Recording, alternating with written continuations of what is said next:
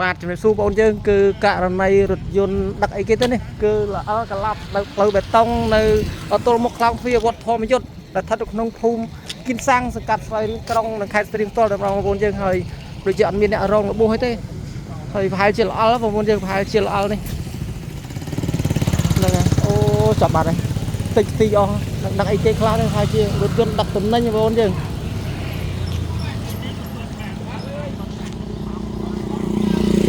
មានអ្នករងរបួសទេបងអត់អីទេចឹងណាបងប្អូនយើងនៅក្នុងហេតុការណ៍រថយន្តប្រហែលជាល្អផ្លូវនោះដោយសារតែមុននឹងបន្តិចគឺភ្លៀងបងប្អូនយើងគឺភ្លៀងដល់ពេលអញ្ចឹងទៅប្រហែលជាបើកលឿនអញ្ចឹងទៅនឹងល្អឥឡូវយើងឃើញថាគឺកន្លាប់ឡើងជាក្រាំងតែម្ដងនៅផ្លូវប៊ូតុងមួយខ្សែទល់មុខនឹងខ្លោងទ្វារវត្តធម្មយុទ្ធដែលស្ថិតនៅក្នុងភូមិ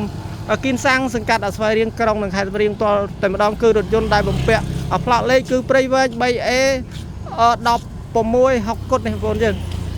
នឹងហើយជាសំណាងផងដែរនៅក្នុងហេតុការណ៍នេះផងដែរគឺมันមានអ្នករងរបួសអីទេគឺកន្លាប់តែឯងទេណាបងប្អូនយើងគឺកន្លាប់តែឯងទេរថយន្តមួយនេះនឹងហើយមិនដឹងថានៅក្នុងនឹងដឹកស្អីខ្លះទេប្រហែលជាដឹកទំនិញអាវ៉ាន់ណានេះហ្នឹងហើយ